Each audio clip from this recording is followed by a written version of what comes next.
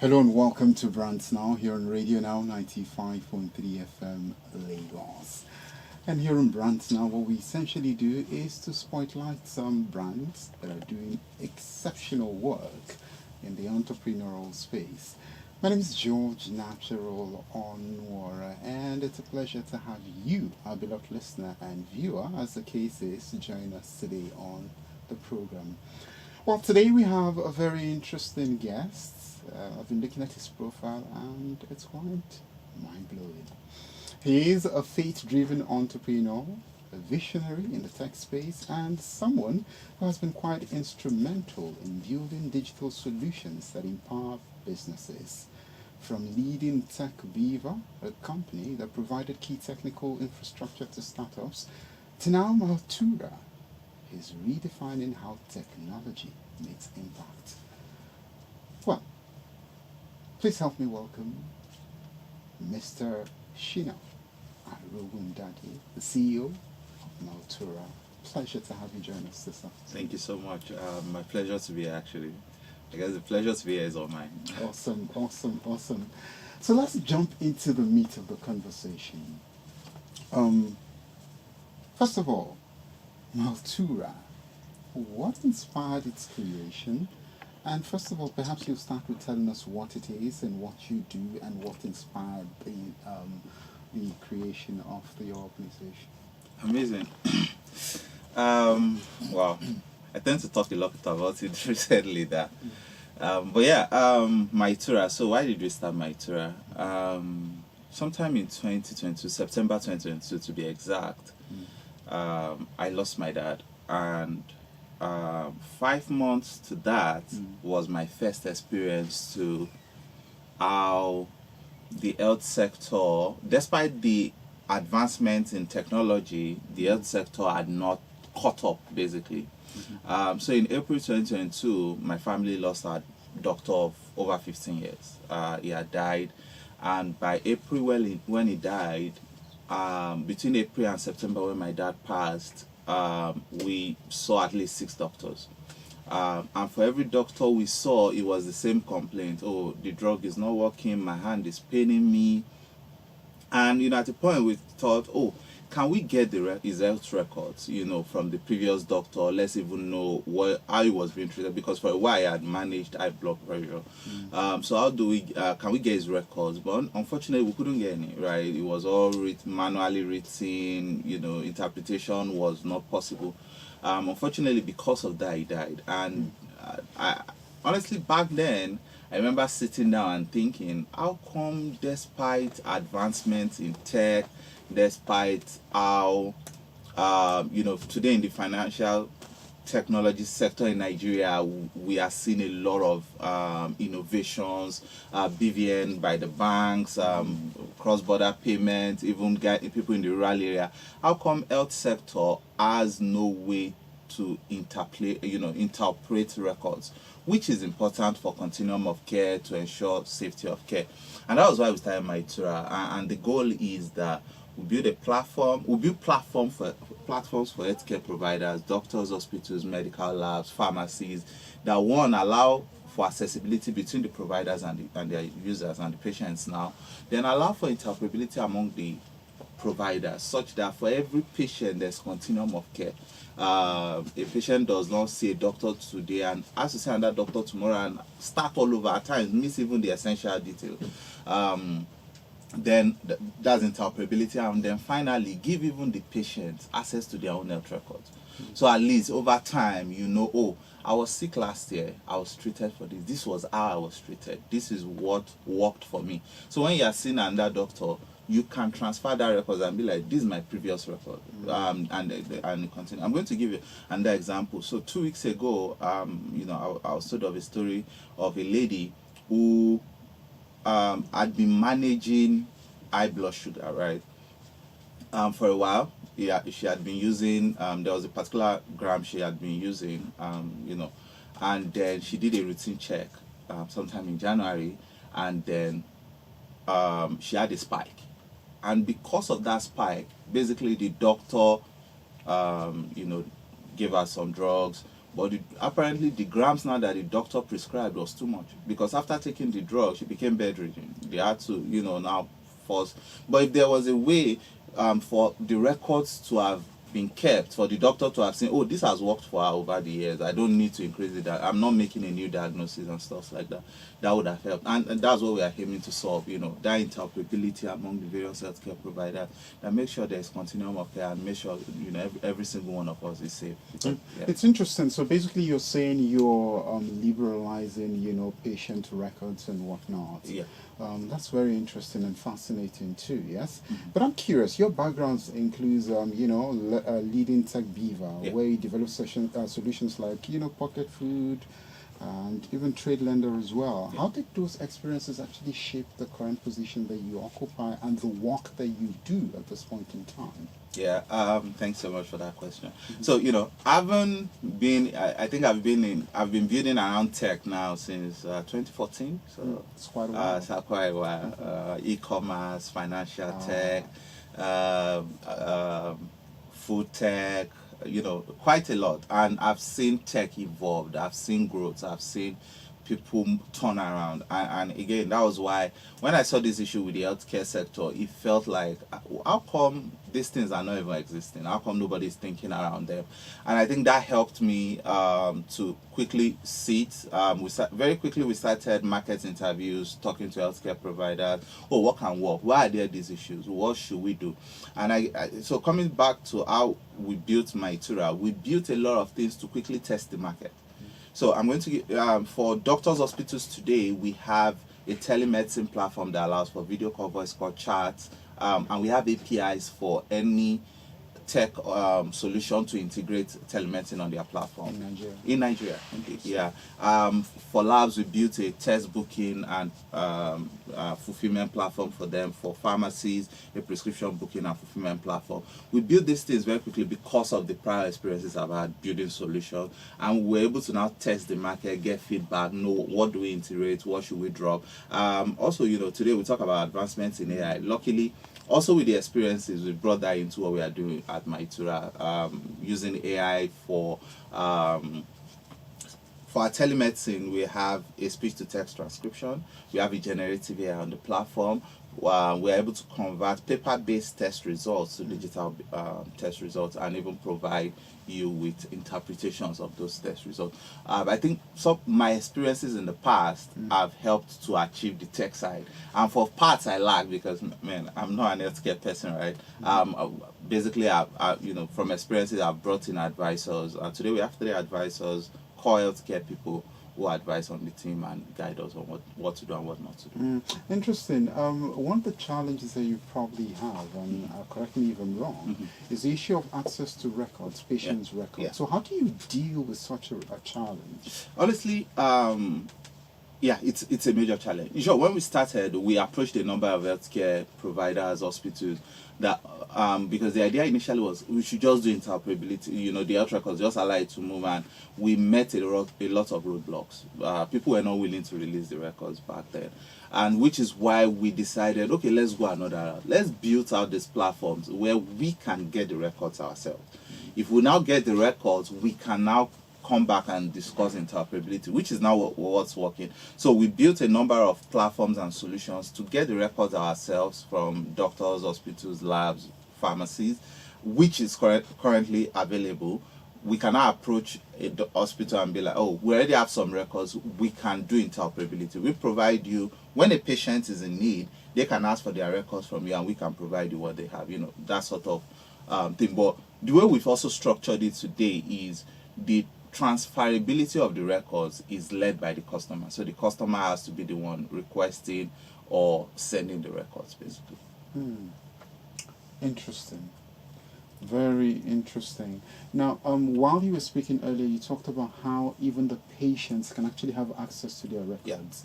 Attending or using hospitals in Nigeria, though, sometimes they don't even want you to touch the file. Exactly. It's so hard. Exactly. So what we've done on that part is, take for instance, when you talk to a doctor through the so we have a mobile app for users, right? There's a mobile app, the Myltura mobile app. So when you register and you talk to a doctor either through the app, mostly through the app today, what we've done is there is an AI that transcribes the conversation. So the records are automatically, so you don't need to ask the doctor for your file.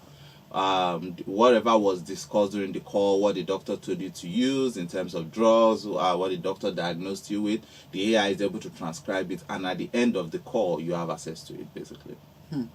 Very interesting stuff that you're doing, yeah? But I'm curious. Now, you build products that cater to different sectors, but Yeah. Myltura seems to be a unique shift. What do you think actually sets it apart from the other ventures that you've actually, done in the past?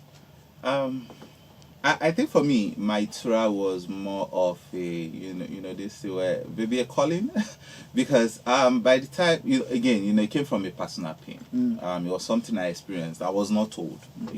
Most of the other problems are things I'm told, and then I see it, and I'm like, okay, yeah, we can solve for it. But I experienced it, and it was something that left a deep pain in me. Basically something I'll carry to there, right? So solving for that is quite paramount for me. Very interesting. Now, one thing that stands out about Myltura is its potential for social and economic impact. Now, how does Myltura empower businesses and your consumers? That's those you service. Yeah, so today, basically, we empower healthcare providers, providing them with the digital tools they need, booking, even their internal operations for hospitals, doctors, booking, telemedicine. That way, a number of them can digitize their processes without having to break the bank or spend more. And for us, right now, primarily, what we only take commissions off completed transactions. So you don't need to pay any money up front. Although in the future we are thinking around licensing for some hospitals, but as of today you don't need to. There's no upfront cost. We only get paid when you use the platform. So you can easily digitize your processes without any upfront cost in that sense.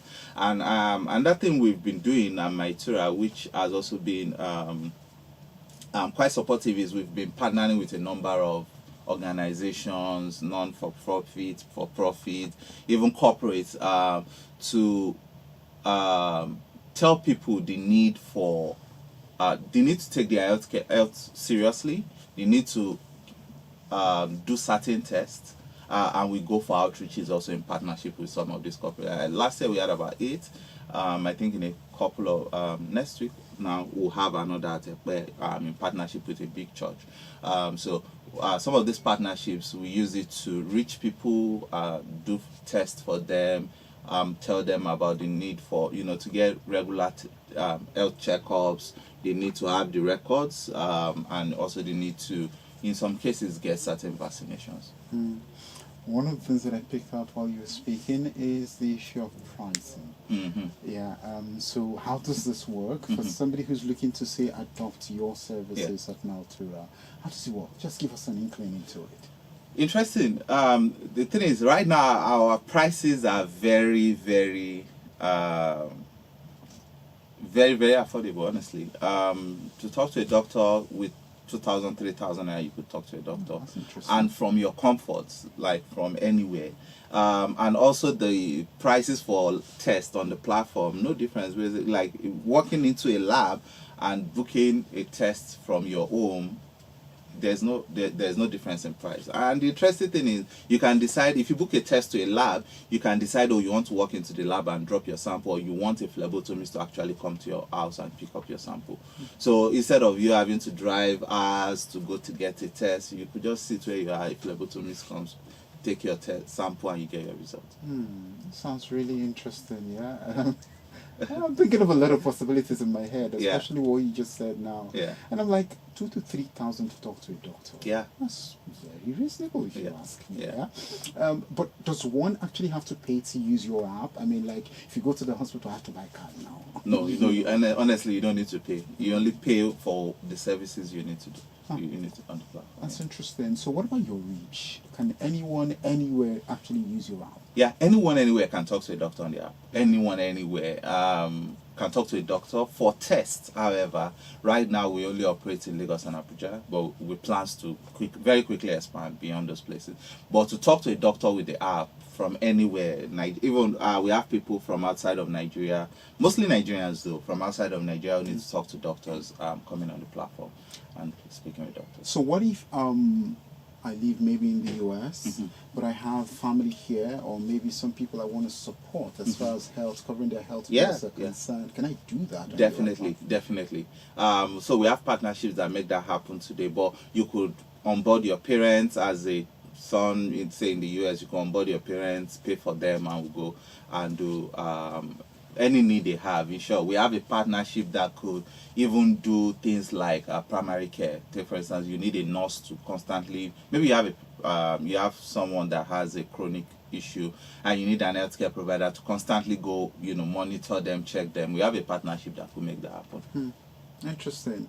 Now, looking at what you say you do, right, and I'm seeing possibilities, but these possibilities that I'm seeing, it requires money. Yeah, exactly. So, I'm curious, how do you solve the funding challenge? Because, or perhaps for you, I mean, you're a big man, we can see it. So you don't have funding challenge, perhaps. Okay, man, funding, like every startup or SME in Nigeria, funding is always a challenge, right? But luckily for us, right now, Myltura to date has been, I'd say, 70% self-funded, funded by the co-founders. But we've also had friends and family who have seen interest in what we are doing and have supported in various ways, quite an amount. But right now, also, we are going to the market to try and raise some other good funding, looking at what we call pre-seed. So we are going into the market for a pre-seed round. Hopefully we'll close that before the end of second quarter of the year. But for today, for right now, I think we are quite okay. The only conversation is scale. We want to scale the product very quickly. So yeah, we need to go to the market to attract the right funding to make that happen. Interestingly, let's continue on this trajectory of funding or challenges, right? What other challenge do you think is a major hurdle that you've had to face in the course of the work that you do, and how have you been able to overcome it? So somebody who is a budding entrepreneur who's listening or watching can actually learn from you. Oof. There's so much to know around funding, right? There's so much to learn. The truth is, I think that there are basic things to know, especially if you want to raise funding. Funding is hard. Man, I've been in the finance sector in the past, so I know for SMEs, for startups, funding is hard. Now we are also in a climb where funding is particularly harder. A number of reasons. Foreign capital that used to come in freely before is no longer coming in. Venture capitals are holding on to their money very careful. There is a lot of news that are not so palatable in the sector, making funding harder. Banks are not willing to give funding to SMEs or startups that are not tested and tried or have ideal scenarios for their money to come back, right? So I think for a founder looking to raise funding, there are a number of things to do. I'm coming right now from a program where they were talking about investment readiness, right? The truth is, investment readiness has a number of things to it, right? So are you investment ready in the first instance? Like, can your business take money? Nobody will give you free money except grants. And even grants givers right now, they have rules or terms for the money they are giving you.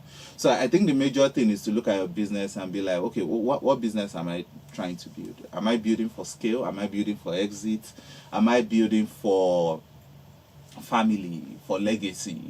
When you decide on that, then what do I need to learn to attract funding? If you want equity, if you want equity funding, the way you go about it will be different from if you want debt funding, or if you want grant funding, or if you want mezzanine funding. So the idea is, what kind of funding do I need, and how do I position my company to attract such a funding? Once you have that, then the hard work is actually approaching the funders. I tell people, if you want to raise money, especially in Nigeria, and as an SME or a startup, be prepared to talk to at least 200 people, right? 150 to 200 people. How many people do you think will respond to you when you talk to 200? Give us an idea. Honestly, maybe 10. And how many finally gives you the money that you're looking for? Maybe 2 or 1. Oh, wow. Out of 200. Exactly. Oh, wow. But that's the reality, right? That you must be prepared to talk to so many people, attend programs. Luckily, unfortunately, at times the programs they wouldn't give you any money there. They wouldn't, but you can build relationships there. Build the right relationships. Talk to as many people as you need to. Reach out. Luckily, there's LinkedIn today. Use LinkedIn to reach out. Talk to as many people as you need to. Hopefully, people reach out back. Then you close. Then when you close again, you start thinking of how do you return the funds, right? And at times, if you are running a startup like ours, there are all that, because if you do a pre-seed, you have to go to a seed, a series A, and all that. So start thinking: do you want to go that route? Or what do you need to position for to attract the next level of financing? Either way you decide to go. Yeah. So I'm basically getting the point that you're saying one of the biggest challenges for a startup is the issue of funding. Yeah, I think so. Especially in Nigeria right now. Yeah, funding is the biggest challenge. I'd argue knowledge is another major issue, but yeah, funding is, because at times you get the knowledge and the funding is not stick on. Interesting. Now, you describe yourself as a faith-driven entrepreneur. Yeah. So how does this actually apply in the business decisions that you take and your relationships with, say, your customers and whatnot? So, basically, yeah, I'm a faith-driven entrepreneur. For everything I do, it has to be in sync with my faith. For every decision, there are things that might be acceptable out there that I would not do. There are ways people understand to go about things that I would not do, just because my approach to business as a faith-driven person is different. And I think also because I am faith-driven, the way I choose to work with partners or work with customers will be different, because I'd like to treat everybody with respect, right? Treat everybody fairly, work with integrity, do my best to work with integrity, try not to cut corners, right? A number of things honestly, but the idea is faith is the crux, because I've come to understand in running a business, especially for me, I don't know so much, right? I'm not the best person out there, so I need help in going forward. And for me, don't we all? Exactly, trusting the help of the Holy Spirit to just make that happen. Yeah. That's absolutely interesting, though. How do you tend to cope? Because I know some people listening right now will say, probably struggling. The world that we're living in right now. When you talk faith like this, people be looking at you one kind and talk behind your back, and some will even talk in your face. So how do you deal with it? Honestly, I don't think I try to deal with it. I try to okay, so I live by, in business, I live by a tenet. Bible says, count it all joy when you fall into diverse trials. For the trial of your faith worketh in you patience, and let patience have a complete work, that you may be perfect and entire, wanting nothing, right? For me, at every point, I face challenges, right? And I think everybody faces challenges. But for me, when they come, the idea for me is to just say, this will pass, right? And this is just building me towards what I... So very quickly I move on. Disappointments don't hold me down. They don't keep me confined. When I see this, I just move on. Basically, the next minute, and I hope it's something. I know it's very difficult. It's very hard, but yeah, that's the way I've decided to live it. Very interesting conversation we've been having. But just before we round off, so listening to you right now, as a customer or prospect that's listening to you, and they want to reach out to you, how do they go about doing it? Today we have a number of channels that people could reach us through. One, we have a website, Myltura.com. You should type Myltura, Myitura. On Google, you see so many information about us. We have a website, we have an app What's on the web Android. address? Give us everything. Myltura.com. Okay. Yeah, Myltura.com. Mytura.com. Mm-hmm. So many. Yeah, you could download our app on Android or Play Store, Android Play Store or App Store right now. You could reach us on any social media channel, any basically. You could What's your handle? at Myltura. Oh. Yeah, Myltura. Sure. Everything is Myltura. So just reach us on any, send the message. I promise I would respond. Any phone very number? quickly. Phone number 08169515340. That's a tad too fast, perhaps a little slower. Okay, 08169515340. Awesome.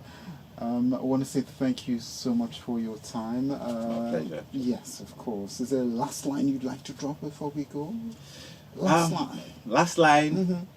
Nigeria is at a crux where we are at that point where things are about to change very quickly. So I'd like to just tell everybody to keep the faith, do their part, and let us all achieve greatness, basically. A very interesting conversation we've been having today on BrandsNow here on Radionow 95.3 FM Lagos. And we've been speaking to Shina Arogundade, who's the CEO of Myltura. And want to say thank you once again. My pleasure. It's my pleasure to be here. Thank you so much. Thank you for your time. Yeah. My name is George Natural Onwara, and that's our time on BrandsNow for today. We'll return again next week for another interesting edition. But don't forget you can join us on social media at Radionow 953 FM. That's everywhere on social media except on Facebook, where it's www.facebook.com/This is Radio Now. And just so you know, you can actually listen to us online from anywhere in the world. Just go to www.thisisradionow.com and click on the listen live button, and you can take us with you wherever it is that you're going, even if you're going under the water. We're there, as long as you have internet access. Stay with us here on your radio station, your favorite radio dial, because we go